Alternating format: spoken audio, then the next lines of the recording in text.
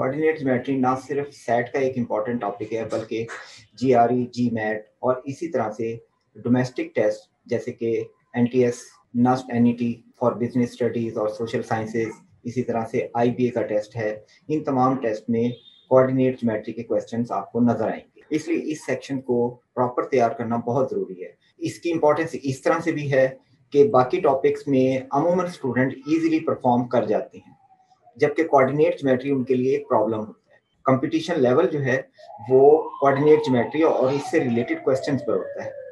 खास तौर पे नॉन मैथ के स्टूडेंट्स जो सेट अटेम्प्ट कर रहे होते हैं उनके लिए ये टॉपिक खासा प्रॉब्लमेटिक होता है और उनको जरूरत होती है कि इसको फ्रॉम द बिगनिंग यानी कि बिल्कुल बेसिक लेवल से उनको बताया जाए और उसके बाद एडवांस लेवल पर जाए।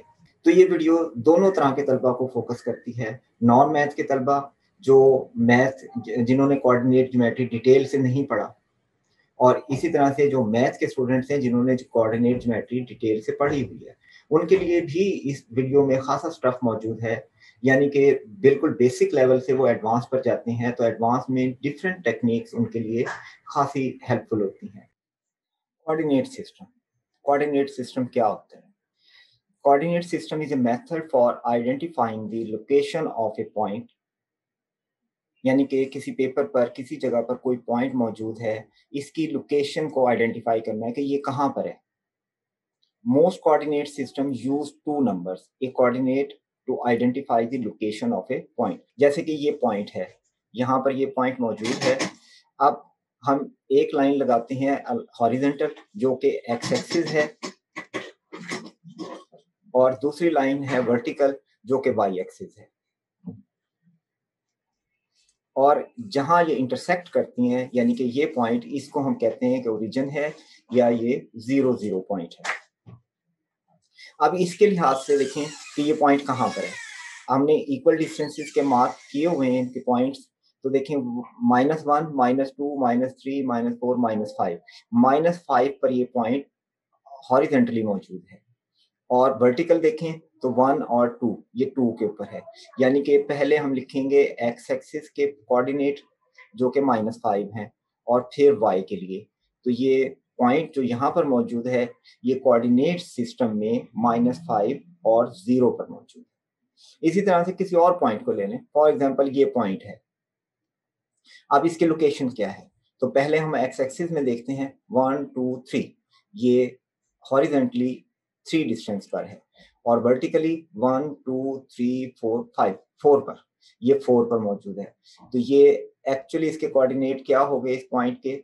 ये है 3 पहले लिखेंगे एक्स एक्सिस के, और फिर y के लिखेंगे जो कि 4 हैं। यानी कि इस पॉइंट की लोकेशन है 3, 4, या दूसरे लफ्जों में इसके कोऑर्डिनेट्स हैं 3, 4। Every line has a slope, which is the distance you move up or down। यानी कि कोई भी लाइन हो तो उसकी कोई ना कोई स्लोप जरूर होगी। जैसे अब ये लाइन है, ये ऊपर की तरफ मूव कर रही है, ये लाइन नीचे की तरफ मूव कर रही है, तो ये जो ऊपर नीचे वाली बात है ये स्लोप है इसकी।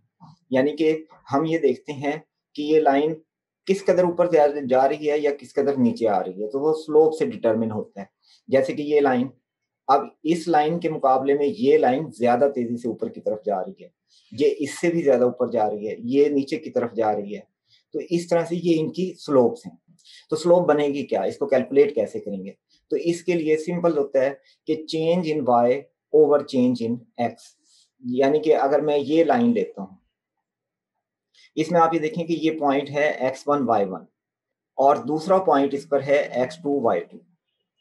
तो मैंने इस लाइन की अगर स्लोप लेनी है तो मैं ये देखता हूं कि फॉर x चेंज, यानी कि change in x axis relatively y के अंदर कितनी चेंज आती है।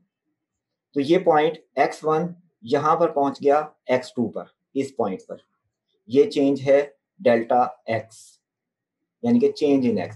इसके अगेंस्ट y में कितनी चेंज आई?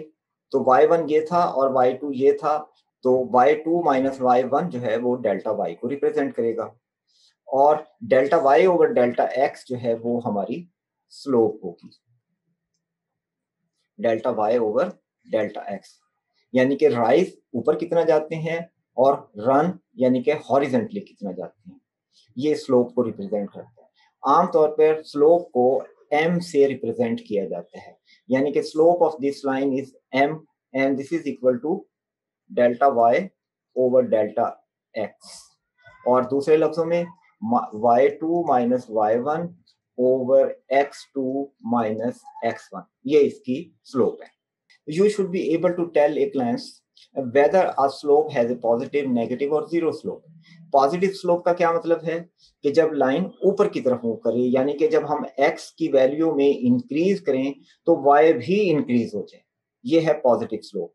कि डेल्टा x अगर पॉजिटिव है यानी कि हम along the x axis positive direction में पॉइंट्स को वेरी कराते हैं, यानी कि नेक्स्ट पॉइंट पर जाते हैं along the positive x axis, then अगर वो y में भी पॉजिटिव चेंज आती है तो ये पॉजिटिव स्लोप है। जैसे कि ये लाइन है, ये पॉजिटिव स्लोप को शो करती है, क्योंकि जब हम इसमें इस पॉइंट से इस पॉइंट पर जाते हैं तो देखें जहां x इंक्रीज हो रहा है ये x इंक्रीज हो रहा है, तो y भी इंक्रीज हो रहा है, ये y में इंक्रीज आ गई, ये पॉजिटिव स्लोप है।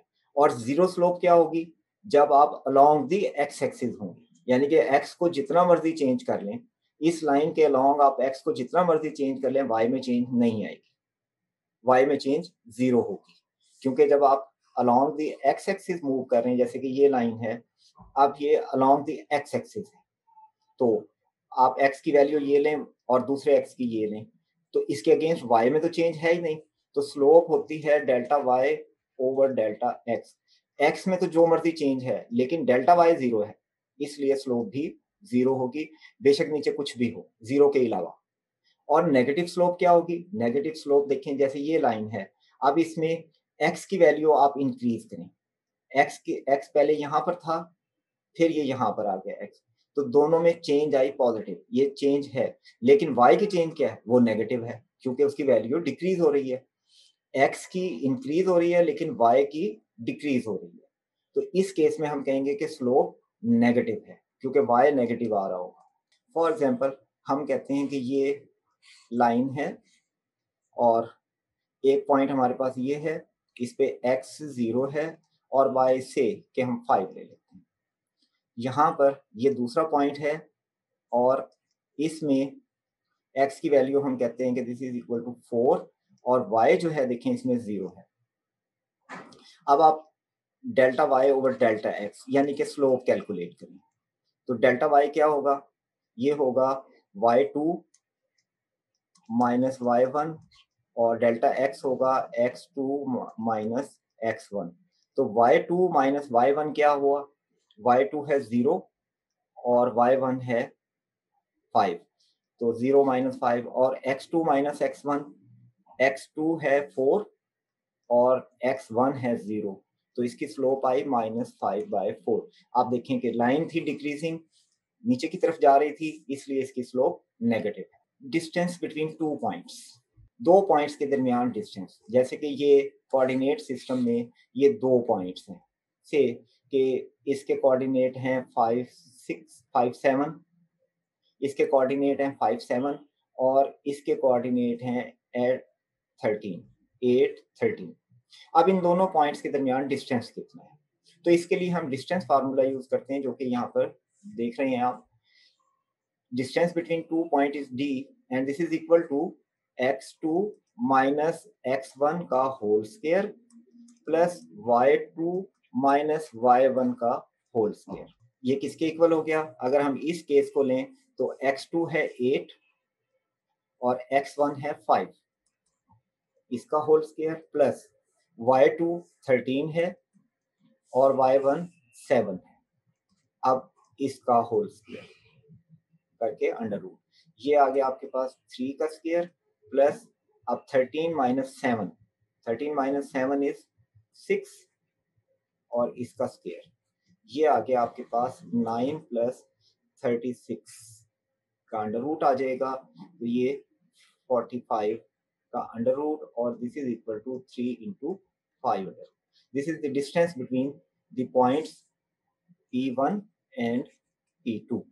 Mid point of two point, यानी कि दो पॉइंट्स आपको दिए जाएं और आपने मालूम करना हो कि इनके मिड पॉइंट के कोऑर्डिनेट क्या है, तो उसके लिए आप ये फार्मूला इस्तेमाल करते हैं, ये दो पॉइंट हैं, पहला पॉइंट है x1 y1, दूसरा पॉइंट है x2 y2, और आपने मिड पॉइंट बता रहे हैं। जाहिर है मिड पॉइंट ये कहीं इस जगह पर होगा, तो इसके कोऑर्डिनेट क्या है?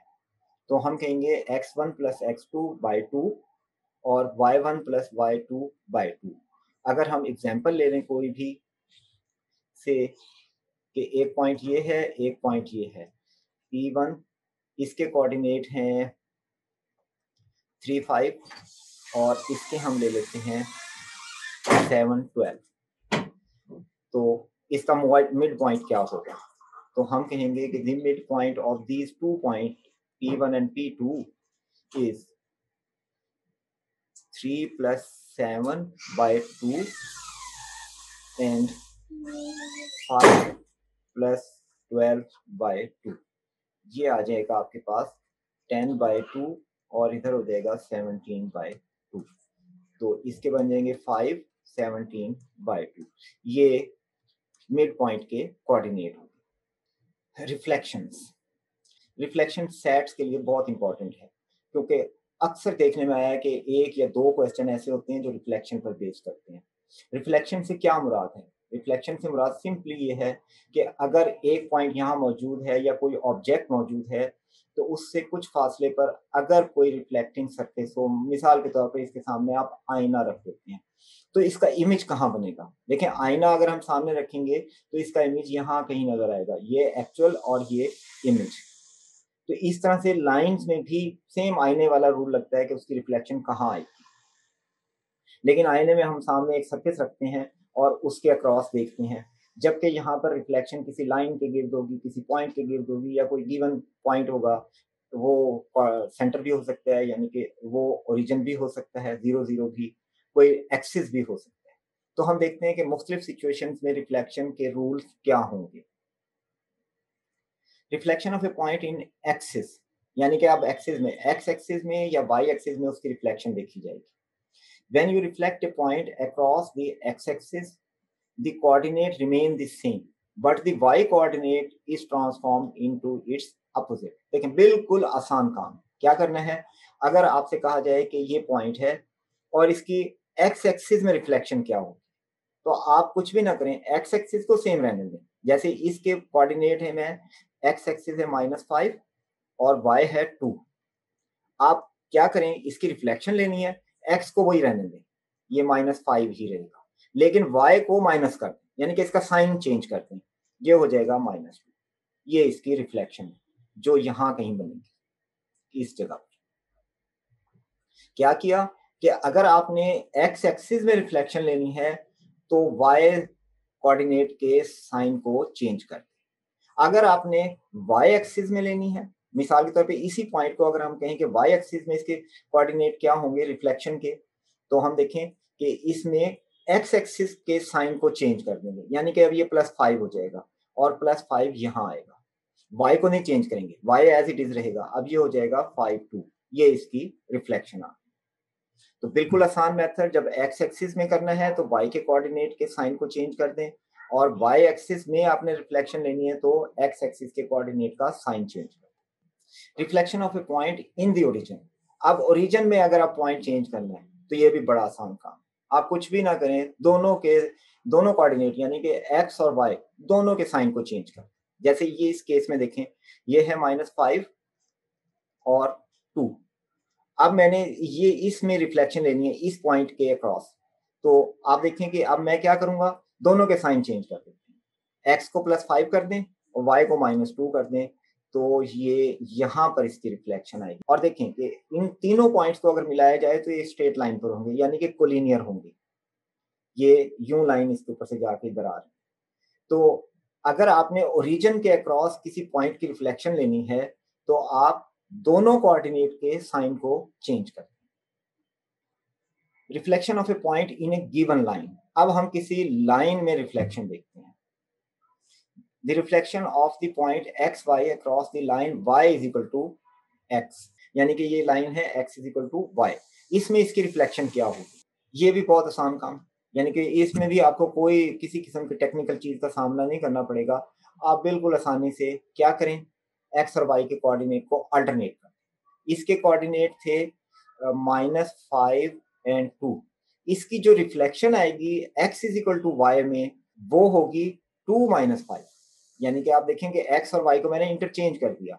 ये इंटरचेंज होकर क्या हुआ, ये x की जगह पर आ गया 2, ये पॉइंट बनेगा, और y की जगह पर आ गया -5, तो -5 ये है। तो इसकी रिफ्लेक्शन ये पॉइंट होगा। जब आप इसको लेंगे तो ये इसकी रिफ्लेक्शन है। क्या करना है, जब x is equal to y की लाइन में आपने किसी चीज की रिफ्लेक्शन लेनी है, किसी पॉइंट की रिफ्लेक्शन लेनी है, तो इंटरचेंज कर दें, x को y कर दें, y को x कर दें, और कुछ भी ना करें, उसकी पॉइंट की रिफ्लेक्शन आ जाएगी। इसके कोऑर्डिनेट होंगे 2 - 5, यानी कि -5 2 की reflection in the line y is equal to x में क्या होगी, 2 - 5। और अगर आपको लाइन दे दी जाए ये y is equal to -x, आप लाइन ये नहीं है बल्कि -x है, तो इस केस में आप क्या करेंगे, उनको इंटरचेंज भी करेंगे और उनके साइन को भी चेंज कर देंगे।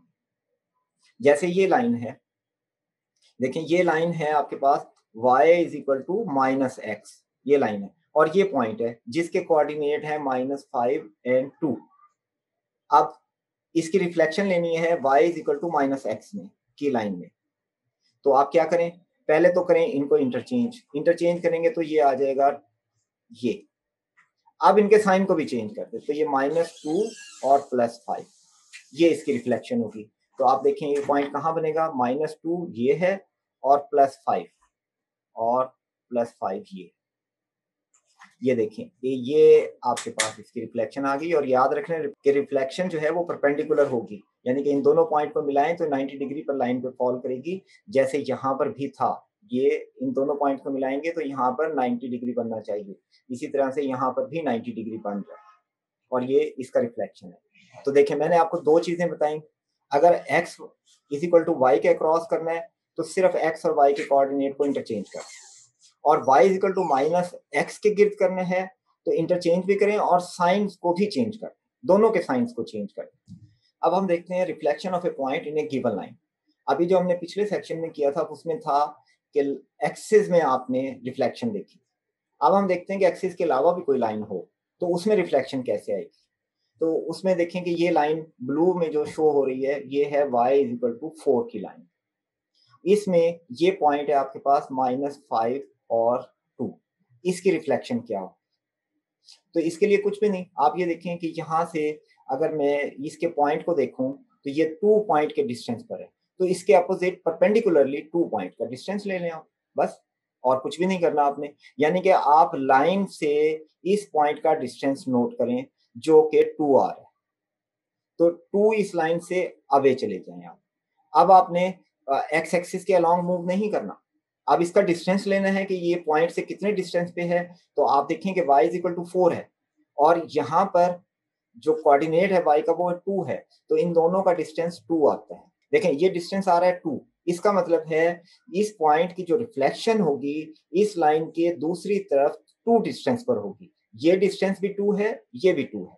तो इस तरह से ये देखें कि ये परपेंडिकुलर लाइन है जो इस लाइन और दोनों पॉइंट्स को मिला रही है। इसी तरह से ये लाइन ले लेते हैं जो कि x इज इक्वल टू -3 है, ये लाइन, और ये पॉइंट है जो कि -5 और 2 है। अब आप इसकी रिफ्लेक्शन लेनी है इस x इज इक्वल टू -3 के अगेंस्ट, तो आप ये देखें कि इसका डिस्टेंस कितना है इस पॉइंट से। तो इस लाइन से इसका डिस्टेंस कितना होगा, ये इसका x एक्सिस है -3 और यहाँ पर है -5, तो दोनों का डिफरेंस कितना आया 2, यानी कि ये जो डिस्टेंस है ये 2 है। तो इसी लाइन के ऊपर परपेंडिकुलर ड्रा करके आप 2 डिस्टेंस पे चले जाएं तो ये पॉइंट इसकी रिफ्लेक्शन हो। ये डिस्टेंस 2 था, ये भी आपने 2 लेना है और परपेंडिकुलर लेना है, यानी कि इन दोनों पॉइंट्स को मिलाएं तो 90 डिग्री बनेगा लाइन के साथ, और डिस्टेंस जितना इस पॉइंट का इस लाइन से है रिफ्लेक्शन का भी उतना ही होगा। तो दोनों को डिस्टेंस को सेम रख दें, और डिस्टेंस निकालने में प्रॉब्लम हो तो आपको पता है कि यहाँ पर x -3 है और जो पॉइंट है उसका कोऑर्डिनेट है -5, दोनों का डिफरेंस 2 आता है, यानी कि ये क्या होगा -3 - -5, तो ये आपके पास आ जाएगा -3 + 5 = 2। तो डिस्टेंस आपके पास है 2। यही डिस्टेंस दूसरे साइड पर ले लें आप, और परपेंडिकुलर होना चाहिए, तो आपके पास रिफ्लेक्शन का पॉइंट आ जाएगा। Reflection of A shape in axis. देखिए, शेप की पूरी की रिफ्लेक्शन लेनी है, ये भी बड़ा आसान काम है, कोई डिफिकल्ट इसमें नहीं होता। वो भी देखने में मुश्किल लगता है, लेकिन इतना मुश्किल नहीं है। आप क्या करें, जो अभी आपने पीछे 3 पॉइंट 4 पॉइंट पढ़े हैं, उन्हीं की मदद से इन तीनों पॉइंट्स की रिफ्लेक्शन ले लें आप। तो उनको जब आप उसमें मिलाएंगे, रिफ्लेक्शन शेप की रिफ्लेक्शन आ जाएगी। तो देखें कि ये 4 8 है, आपने इसकी रिफ्लेक्शन लेनी है वाई एक्सिस के लिहाज से। तो आप देखें कि इसकी रिफ्लेक्शन वाई एक्सिस पर कहाँ आएगी, इस पॉइंट की। तो एक्सिस के अलोंग हम क्या करते हैं, हम आपको दूसरे एक्सिस के साइन को चेंज कर देते हैं। यहाँ पर y है, हमने x के साइन को चेंज करना है, तो ये हो जाएगा -4 और 8। तो 1 2 3 4 ये पॉइंट, ये -4 और 8, ये इसकी रिफ्लेक्शन आ गई इधर। अब इस पॉइंट की रिफ्लेक्शन ले, तो ये -2 5 हो जाएगी, ये -2 5 है। और इस पॉइंट की रिफ्लेक्शन लें, तो ये है -7 3। तो -7 3 1 2 3 4 5 6 7, ये 7 है। ये पॉइंट यहाँ पर आ गया -7 3। अब इन तीनों पॉइंट्स को आपस में मिला दें, तो इस पूरी शेप की रिफ्लेक्शन आपके सामने बन चुकी है। अब हम इसी शेप का रिफ्लेक्शन लेते हैं अलोंग एक्स एक्सिस। जब हम अलोंग एक्स एक्सिस रिफ्लेक्शन लेंगे इन तीनों पॉइंट्स का, तो वाई के कोऑर्डिनेट को नेगेटिव कर देंगे, क्योंकि इस केस में तीनों पॉजिटिव हैं। एक्चुअली हमने क्या करना होता है, हमने साइन को चेंज करना होता है दूसरे एक्सिस का। तो अब आप देखेंगे इसमें सी पॉइंट में x 7 है, ये 7 ही रहेगा। y जो है -3 हो जाएगा, तो ये हो गया 1 2 ये 3, ये वाला पॉइंट यहाँ पर आ गया, ये है 7 -3। अब ऊपर वाले बी पॉइंट को लें, बी पॉइंट है 4 8, अब ये -8 हो जाएगा, तो ये 1 2 3 4 5 6 7 ये 8, ये आ गया आपके पास 4 -8। अब थर्ड पॉइंट है, ये है 2 5, ये हो जाएगा 2 -5। तो -5 1 2 3 4 ये 5, ये आ गया आपके पास 2 -5। अब इन तीनों पॉइंट्स को आपस में मिला दें, तो आपके पास वो शेप बन गई, उसकी रिफ्लेक्शन आ गई अलोंग एक्स एक्सिस। अब करते हैं कुछ प्रैक्टिस क्वेश्चंस को सॉल्व। अब हम कुछ प्रैक्टिस क्वेश्चंस को सॉल्व करते हैं। What is the coordinate of point A. ये पॉइंट ए है, जाहिर है ये बिल्कुल बेसिक लेवल का है। तो आप इस पॉइंट को, जो कि ओरिजिन है, ये 0 0 लें, तो काउंट करें एक्स एक्सिस को 1 2, तो ये इसके पॉइंट हो गया -2 एक्स कोऑर्डिनेट, और वाई इसका कितना है, ये ऊपर की तरफ है पॉजिटिव, तो ये हो गया 1। तो ये पॉइंट है -2 1। What is the coordinate of the mid point of line A B. A और बी, पहले हम ए और बी के कोऑर्डिनेट निकालते हैं। ये हो गया, ए के कोऑर्डिनेट हैं -2 1। अब बी के कोऑर्डिनेट क्या है, बी के कोऑर्डिनेट है, देखें एक्स में ये है 1 2 3, बी के कोऑर्डिनेट आगे 3 1 2 3, और वाई भी 3। अब मिड पॉइंट क्या होगा, mid point of A B क्या होना चाहिए, एक्स को एक्स में ऐड करें -2 + 3/2, और y को y में ऐड कर दें 1 + 3/2, और ये हो गया आपके पास 1/2, और ये हो गया 4/2, जो कि इक्वल हो गया 1/2 एंड 2। ये इसका A B point, A B की जो लाइन बन रही है उसका मिड पॉइंट है। ए बी पॉइंट्स के दरमियान का जो पॉइंट है वो है 1/2 and 2। What is the slope of the line A B. अब ए के पॉइंट क्या हैं, ए के पॉइंट हैं -2 एंड 1, और बी के कोऑर्डिनेट क्या हैं, ये हैं 1 2 3 1 2 3 3, और 1 2 3, ऊपर भी 3 है, तो ये 3 3। अब इसकी स्लोप लेनी है, slope m is equal to slope is equal to delta y over delta x, जो कि इक्वल होगी y को माइनस करें 3 माइनस 1 इसका y माइनस ये y ओवर 3 माइनस माइनस 2, ये इक्वल आ गया आपके पास 2 ओवर 5, जो कि इस लाइन की स्लोप है, यानी कि ए बी की जो स्लोप है वो इक्वल होगी 2 5. Draw a line through B that is parallel to y-axis and label it L1. तो देखेंगे B पॉइंट से गुजरती हुई ये ब्लू लाइन इसमें शो की गई है, ये पैरेलल टू y-axis है, पैरेलल टू y-axis है और थ्रू B है, और इसका नाम कहा कि L1. What is the distance of the point A from L1? L1 ये लाइन थी, इससे 5 का इससे पॉइंट ए का डिस्टेंस मालूम करना है. तो ए के कोऑर्डिनेट क्या है? ए के कोऑर्डिनेट हैं एक्स है -2 और वाई है 1, और लाइन जो है इससे डिस्टेंस जब हम लेंगे तो आप ये देखें कि ये एक्स के ऊपर एक्स के अलोंग 1 2 3 पॉइंट है, 3 point away from y axis है, और ये 2 पॉइंट है on the left side. Right side पे यानी कि पॉजिटिव एक्स एक्सिस में 3 पॉइंट और नेगेटिव एक्सिस में -2 पॉइंट. तो टोटल डिस्टेंस होगा यहां से यहां तक का. तो इसके लिए हम कर सकते हैं कि अगर हम डायरेक्ट करें यानी कि विदाउट कैलकुलेशन या विदाउट डिस्टेंस फार्मूले के लिए, यानी कि विदाउट डिस्टेंस फार्मूला अगर हम करें तो हम कह सकते हैं कि इस पॉइंट का यानी कि ए पॉइंट का इस लाइन जो कि L1 से रिप्रेजेंट की गई उससे डिस्टेंस होगा 5, जो कि यहाँ से शो हो रहा है 1 2 3 4 5 डिस्टेंस है इसका. और अगर हम डिस्टेंस फार्मूले से करें तो हम देखते हैं कि ए पॉइंट इस जगह पर लाई कर रहा है, ए यानी कि स्ट्रेट लाइन जो ए से गुजरती हुई L1 को टच करे वो ये है. तो इस पॉइंट के कोऑर्डिनेट क्या होंगे? x इज 3 और y इज 1. तो इसको हम कह देते हैं कि दिस इज k पॉइंट. तो k के कोऑर्डिनेट हो गए 3 1. तो अब हम डिस्टेंस फार्मूला अप्लाई करते हैं. d is equal to x2 minus x1 whole square plus y2 minus y1 whole square और फिर इसका स्क्वायर रूट.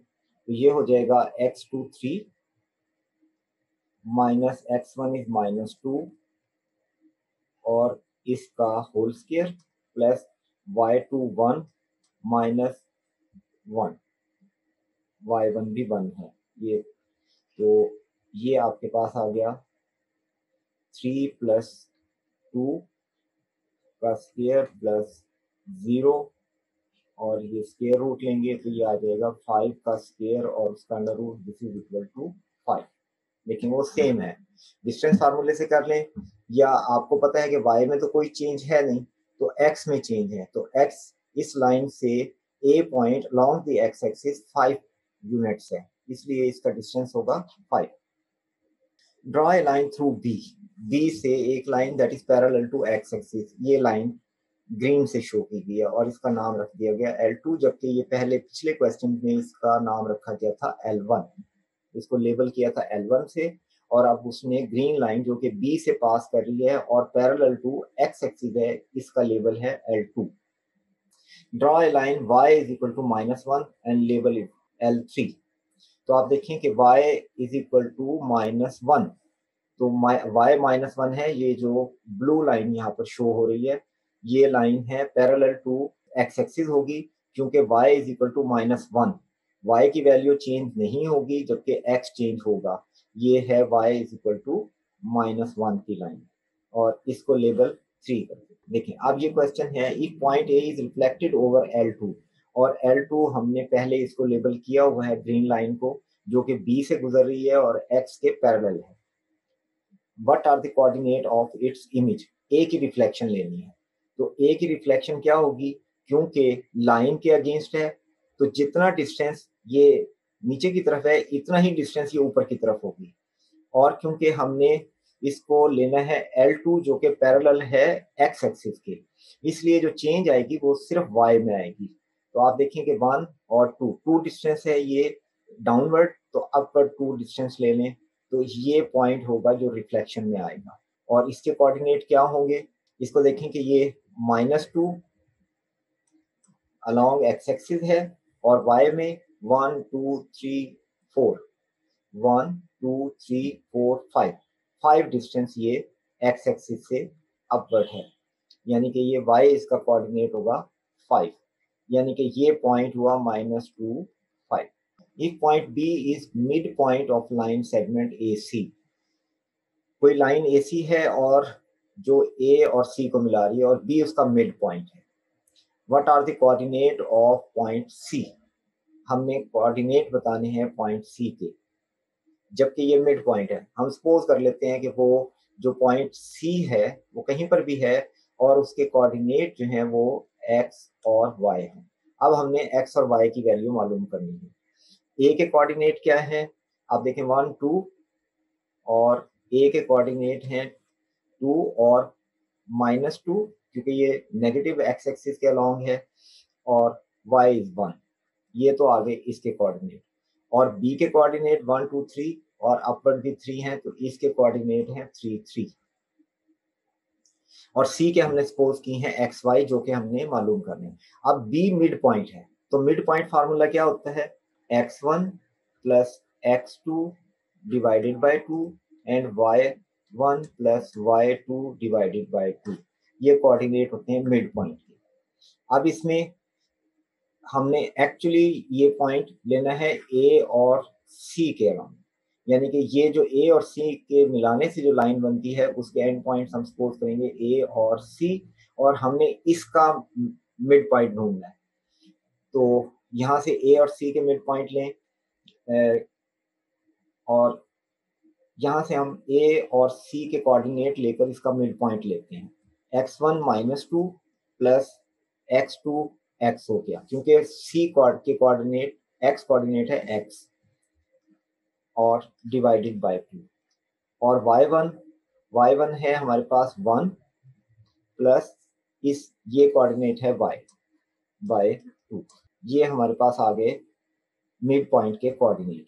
इसको अगर हम सिंप्लीफाई कर लें तो ये हो जाएगा x -2/2 और इधर से हो जाएगा y + 1/2। अब ये क्योंकि B को कहा गया कि मिड पॉइंट है, तो इसलिए इसके कोऑर्डिनेट B के कोऑर्डिनेट होने चाहिए। तो x कोऑर्डिनेट होगा x -2/2 3 के इक्वल, क्योंकि B का x कोऑर्डिनेट है 3, और ये जाहिर है B के कोऑर्डिनेट है क्योंकि B को कहा गया है कि ये मिड पॉइंट है A और C का, AC लाइन का, तो इसलिए इसका x कोऑर्डिनेट हमने B के x कोऑर्डिनेट के इक्वल कर दिया।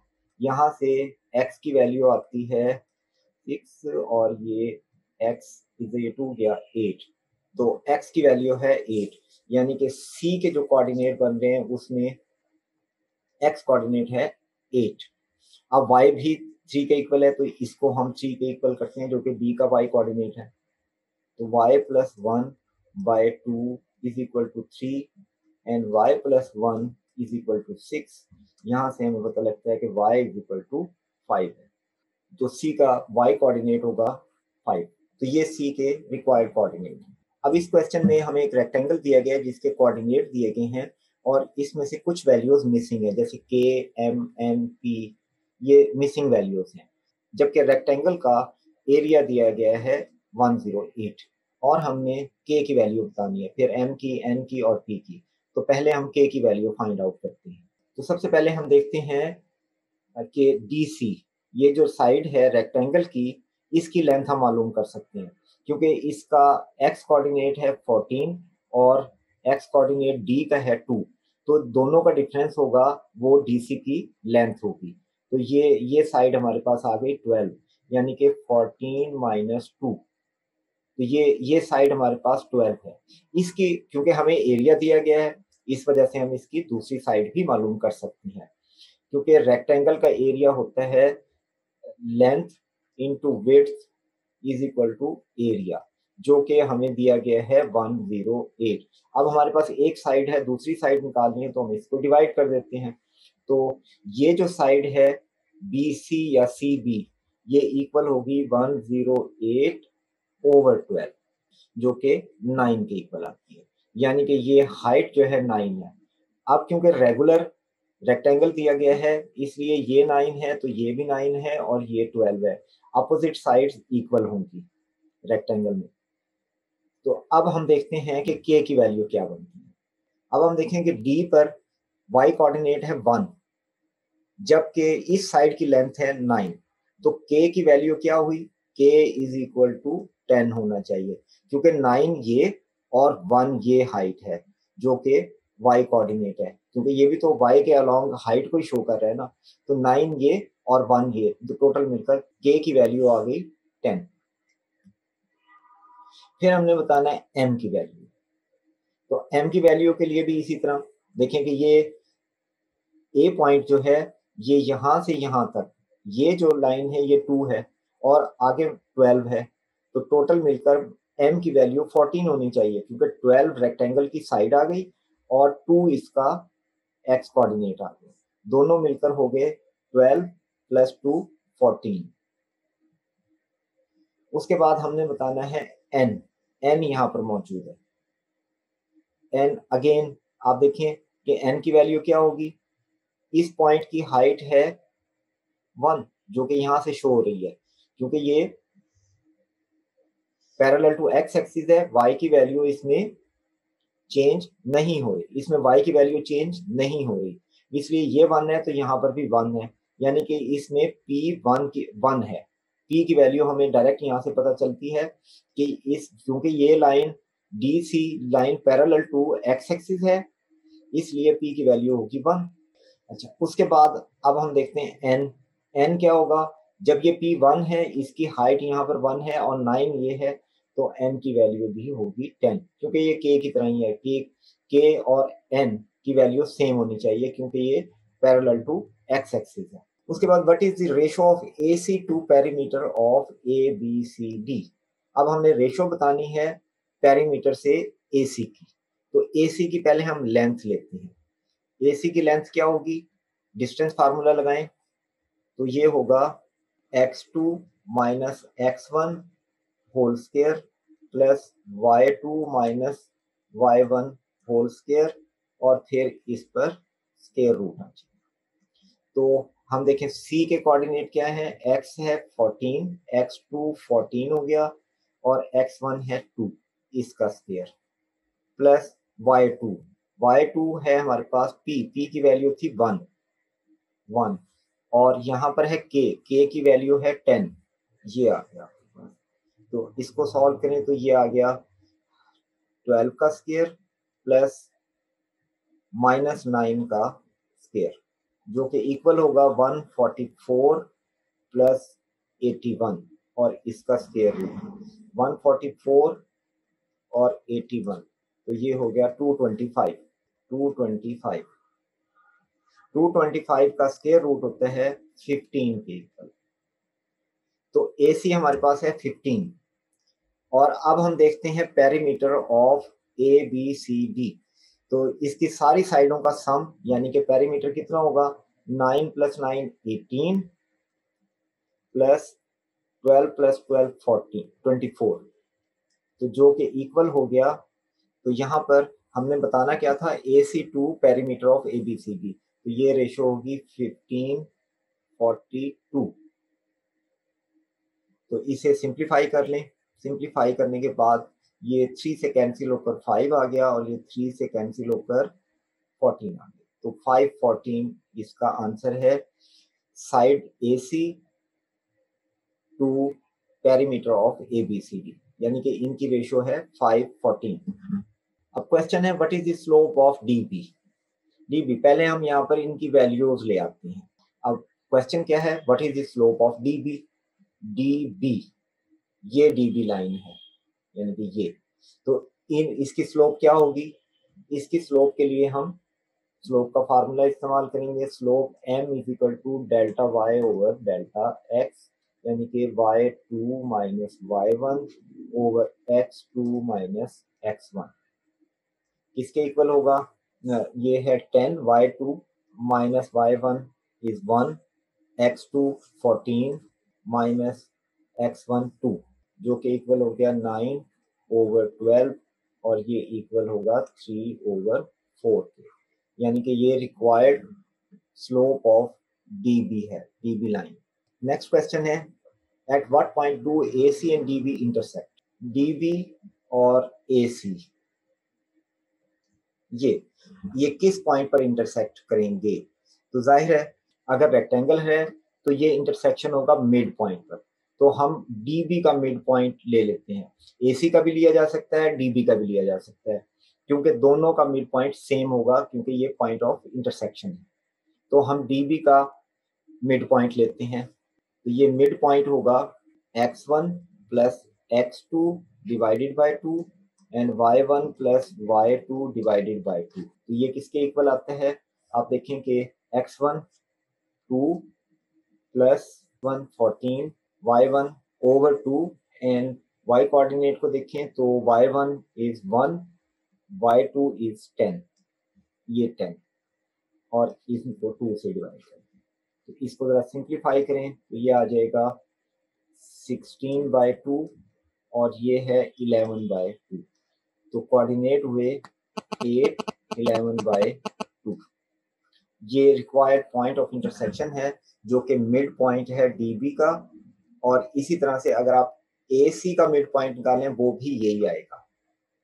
If B is the midpoint of segment DF, what are the coordinates of point F? अब F पॉइंट हम सपोज कर लेते हैं वो यहाँ पर मौजूद है और इसके कोऑर्डिनेट हैं x y। DF का जो मिड पॉइंट है वो B है, तो हम DF का मिड पॉइंट कैलकुलेट करते हैं। तो मिड पॉइंट ऑफ DF किसके इक्वल होगा? ये होगा x plus 2 divided by 2 and y plus 1 divided by 2।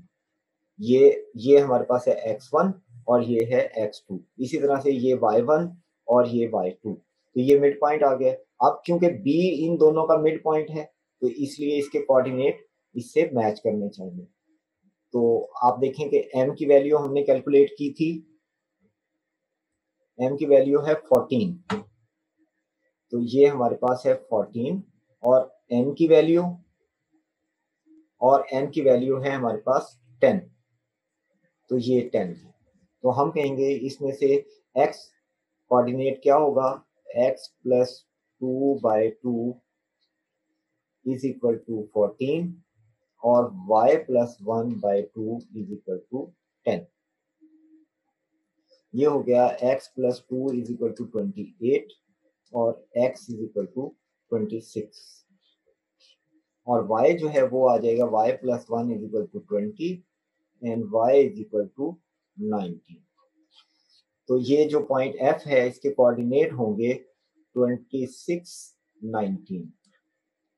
If the triangle above were reflected over line x is equal to 7, तो सबसे पहले हम ड्रॉ करते हैं line x is equal to 7। तो काउंट करें 1 2 3 4 5 6 7। ये लाइन यानी कि ये वाली जो लाइन है ये x is equal to 7 को शो कर रही है। ये आ गई x is equal to 7 की लाइन, ये ऊपर भी जा रहा है और ये पैरेलल टू y एक्सिस होगी।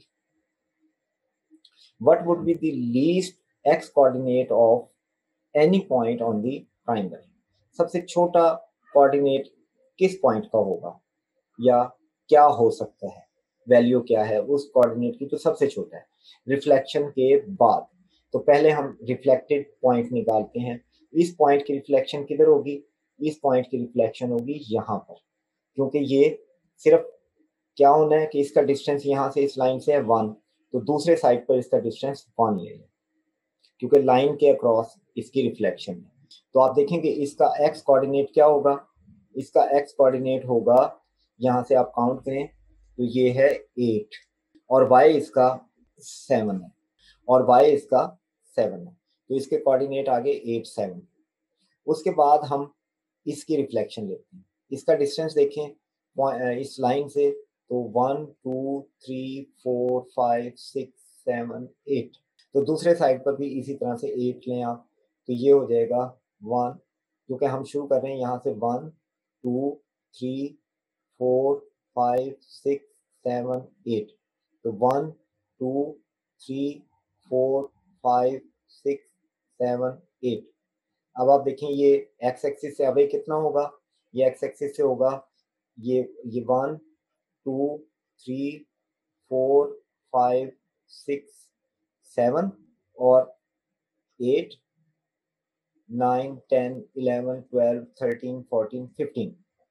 ये पॉइंट एक्स एक्सिस के अलोंग होगा 15, वाई इसका होगा 3।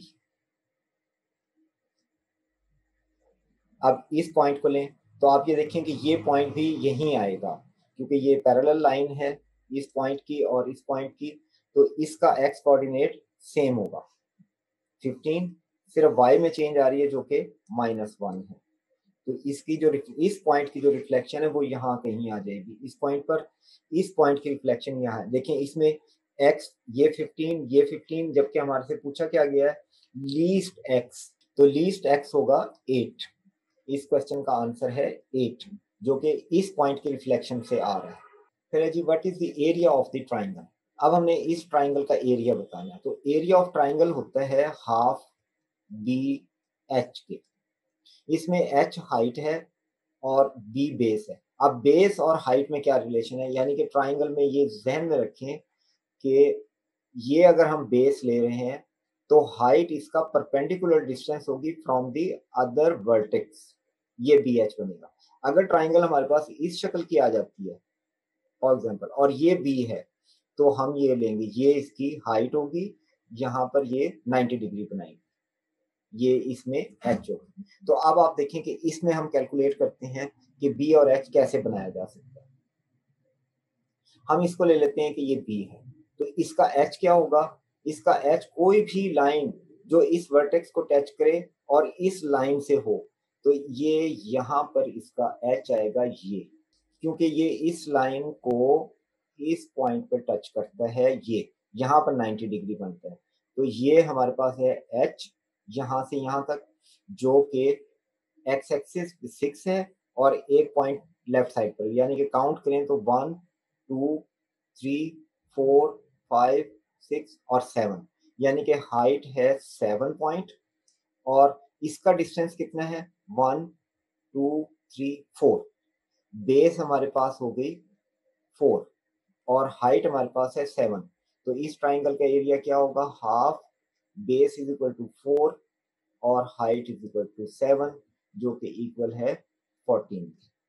If point A has coordinate 3 5 and B has, पहले ए को ड्रॉ करते हैं, ए इज 3 5 1 2 3 1 2 3 4 5, ये आपके पास आ गया 3 5। फिर बी पॉइंट और ये ए पॉइंट है, बी पॉइंट हैज कोऑर्डिनेट 3 2 3 और 2, ये 3 2 होगा, ये बी कोऑर्डिनेट आ गया 3 2। फिर है an A B C D is square, अब ए बी को मिलाएं, अब ये स्केयर है तो देखेंगे ये इनके ये लाइन कितने डिस्टेंस पर है, इसका डिस्टेंस कितना है ये दोनों पॉइंट के दरमियान, ये है 3, ये 5 -2 3 भी आ रहा है और वैसे आप काउंट कर लें तो भी 3 है। तो जब अगर ये स्केयर है तो इसका मतलब है इसका ये जो बनेगा ये भी 3 3 होगा, या लेकिन प्रॉब्लम ये है कि ये इस साइड पर भी हो सकता है, ये दोनों साइड में किसी भी, क्योंकि हमें अभी तक मेंशन नहीं किया कि किस साइड पर स्केयर है, ये हमें पता है कि इसकी ईच साइड 3 है। Which of the following could be the coordinate of point C, अब ये ए बी सी इस पॉइंट के, अब मैं इसको अगर इधर शो करूं तो आप कह सकते हैं कि ये लाइन तो आ गई हमारे पास जिसके कोऑर्डिनेट हैं 3 5 और इस बी पॉइंट के कोऑर्डिनेट है 3 2। अब जो स्केयर बन रहा है वो इस साइड पर भी हो सकता है, इस साइड पर भी हो सकता है, और इसीलिए उसने सी पॉइंट के कोऑर्डिनेट पूछे हैं। तो अगर मैं कहूं कि सी इधर है तो इसके कोऑर्डिनेट होंगे, देखें आप यहाँ से 3 डिस्टेंस इधर आए तो आपके पास ये आ रहा है ये वाला पॉइंट, ये सी बनता है। तो सी जो है ये 0 2 है, 0 2 ये वाला पॉइंट अगर हो तो आप देखें कि चॉइसेस में ये नहीं है। इसका मतलब है इस केस में उसने ट्राइंग इसको इधर लिया है। अब ये सी पॉइंट है, इसके कोऑर्डिनेट बताने हैं। तो इसके कोऑर्डिनेट आप देखें यहाँ से, यानी कि दूसरे लफ्जों में ये 3 पॉइंट इधर जाएगा, ये 3 पॉइंट इधर जाएगा तो x इसका हो जाएगा 6 और y इसका 2 ही रहेगा। तो ये 6 2 होना चाहिए अगर इस साइड पर ये स्क्वायर लिया गया है, क्योंकि ये डिस्टेंस है 3 तो ये भी 3 होगा, टोटल मिलकर ये हो गया 6। तो देखें कि 6 2 ये ऑप्शन बी में मौजूद है, इसलिए इस क्वेश्चन का करेक्ट आंसर है option B. If L1 is horizontal line passing through 1 8 1 8 1 ये और 8 ऊपर की तरफ, ये आ जाएगा, इसके बाद ये 7 और यहाँ पर कह लें आप 8, ये पॉइंट यहाँ पर लाई करता है 1 8। ये लाइन यहाँ से गुजर रही है और हॉरिजॉन्टल लाइन है पासिंग थ्रू 1 पॉइंट, तो ये है आपकी एक्चुअली ये लाइन जो यूं गुजर रही है। L2 is vertical line passing through -3, ये -3 एंड 4 और ये वर्टिकल लाइन है 3 4, y इज इक्वल टू 4 1 2 3 4। इस पॉइंट से लाइन गुजर रही है और ये वर्टिकल लाइन है। वर्टिकल लाइन का मतलब ये इस तरह जा रही है। ये किस पॉइंट पर टच करेगी इसको, तो आप ये देखेंगे ये कोऑर्डिनेट इसके बनते हैं। ये है एक्स कोऑर्डिनेट, इसका आपके पास आ रहा है, यहाँ से काउंट करें 1 2 3 -3 इसका एक्स कोऑर्डिनेट है। y इसका कितना होगा, जो इस लाइन की हाइट है, जो कि सेंटर से या ओरिजिन से यहाँ तक इसका y एक्सिस कितना है 8, तो इसका इसके कोऑर्डिनेट बनते हैं -3 एंड 8, जो कि ऑप्शन ए में दिए, इसलिए क्वेश्चन का आंसर है option A. The point -3 and 4 is on a circle with its centre at the origin, ये ओरिजिन पे इसका सेंटर है यानी कि 0 0 पर, और -3 4 इज ऑन ए सर्कल, और -3 4 जो है वो इस सर्कल का पॉइंट है। तो देखें -3 और 4 किधर होगा, -3 ये और 4 ये पॉइंट, यानी कि ये पॉइंट -3 और 4 है। Which of the following point must also be on the circle, अब इन पॉइंट में से कौन सा ऐसा है जो इस सर्कल पर होगा। अब आप देखें कि इसमें क्या ट्रिक छुपी हुई है, किस तरह पता चलेगा कि ये पॉइंट इनसाइड है या आउटसाइड है या सर्कल पर है। और इस केस में तो हमें सिर्फ ये बताना है कि सर्कल के, यानी कि सर्कल की जो लाइन है इस पर लाई करते हैं ये पॉइंट, इनमें से कौन सा पॉइंट है। तो जिस पॉइंट का डिस्टेंस ओरिजिन से इस पॉइंट के इक्वल होगा वो लाजमी तौर पर सर्कल के ऊपर होगा। तो हम पहले इसका डिस्टेंस लेते हैं कि इसका, ताकि हमें रेडियस पता लग जाएगा। रेडियस क्या होगा, इस पॉइंट, ये जो -3 4 पॉइंट है इसका ओरिजिन से डिस्टेंस कितना है, तो हम इसके लिए कहते हैं कि इसका डिस्टेंस है r, जो कि इक्वल होगा x2 -3 -0 plus 4 -0 whole square and under root. ये आ गया आपके पास -3 का स्क्वायर प्लस 4 का स्क्वायर और फिर अंडर रूट, ये आ गया 9 + 16 का अंडर रूट, जो कि 25 के अंडर रूट के इक्वल है, जो कि 5 है। यानी कि इसका रेडियस 5 है, या दूसरे लफ्जों में दोनों पॉइंट ओरिजिन और गिवन पॉइंट का डिस्टेंस है 5। तो जो गिवन पॉइंट्स ये दिए गए, जो हमसे पूछे गए कि इसमें से कौन सा सर्कल पे लाई करता है, उसका डिस्टेंस ओरिजिन से 5 होगा, तो वो भी सर्कल पर होगा। तो पहला देखें ए ऑप्शन, इसका डिस्टेंस ओरिजिन से लें तो 0 -0 प्लस -5 -0, इसको अगर हम लें तो ये आ जाता है 5 का स्क्वायर और अंडर रूट, जो कि इक्वल है 5। यस, ये पॉइंट सर्कल पर लाई करते हैं। अब हम सेकंड पॉइंट का डिस्टेंस लेते हैं कि इसका डिस्टेंस ओरिजिन से कितना है, तो ये हो जाएगा -4 का स्क्वायर प्लस -3 का स्क्वायर, क्योंकि दूसरा पॉइंट 0 0 है तो इसलिए मैंने उसे लिखा ही नहीं है, वरना होना क्या चाहिए था -4 -0 -3 -0, तो क्योंकि वो 0 है इसलिए मैंने उन्हें मेंशन नहीं किया। ये आ गया 16 + 9 का अंडर रूट और ये इक्वल होता है 25 के अंडर रूट के, जो कि इक्वल है 5, यानी कि ये पॉइंट भी सर्कल पर लाई करेगा। अगर आप थर्ड पॉइंट को चेक करें तो ये भी देखें कि 3 - 0 का स्क्वायर प्लस 4 - 0 का स्क्वायर और फिर इसका अंडर रूट जो कि 9 + 16 अंडर रूट आएगा, जो कि इक्वल है 25 के अंडर रूट के और ये इक्वल है 5, यानी कि इसका डिस्टेंस फ्रॉम ओरिजिन भी 5 है। तो ये तीनों पॉइंट ही सर्कल पर लाई करेंगे, इसलिए इस क्वेश्चन का आंसर है option E. If the point 3 - 7 is the center of the circle, ये सेंटर है और इसके कोऑर्डिनेट है 3 - 7 and point 8 5 is on the circle। हम कहते हैं कि ये पॉइंट है 8 5 जो कि सर्कल पर है। What is the circumference of the circle? अब देखें सर्कमफ्रेंस बताना है तो circumference of a circle equal होता है 2 पाई आर के। इसमें 2 और पाई तो कांस्टेंट वैल्यूज हैं, हमें चाहिए आर की वैल्यू। अब आर क्या होगा, यानी कि रेडियस ऑफ द सर्कल, और रेडियस इस केस में किसके इक्वल होगा, डिस्टेंस बिटवीन दीज 2 पॉइंट्स के, क्योंकि ये सर्कल पे लाई करता है और ये सेंटर है, तो इनके दरमियान जो डिस्टेंस है वो रेडियस है। तो हम डिस्टेंस फार्मूले से इसका डिस्टेंस मालूम करते हैं जो कि रेडियस के इक्वल होगा। तो हम देखें कि x2 8 - x1 whole square plus y2 5 minus x1 -7 हो गया और इसका होल स्क्वायर और यहाँ से इसका अंडर, तो ये आ गया 5 का स्क्वायर प्लस ये आ गया 12 का, ये है 25 + 144 का अंडर रूट, ये 169 का अंडर रूट जो कि इक्वल है 13 के। अब r की वैल्यू है 13, तो 2 पाई r किसके इक्वल हो गया, ये है 2 पाई इंटू 13 जो कि इक्वल होगा 26 पाई के, जो कि ऑप्शन ई में दिया गया है, इसलिए इस क्वेश्चन का आंसर है option E.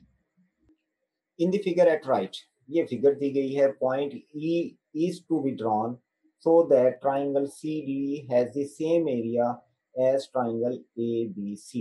Which of the following could be the coordinate of E?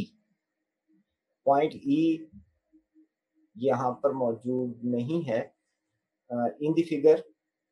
अब पॉइंट E, इसको हमने ऐसी जगह लेना है कि इन दोनों का एरिया सेम आ जाए।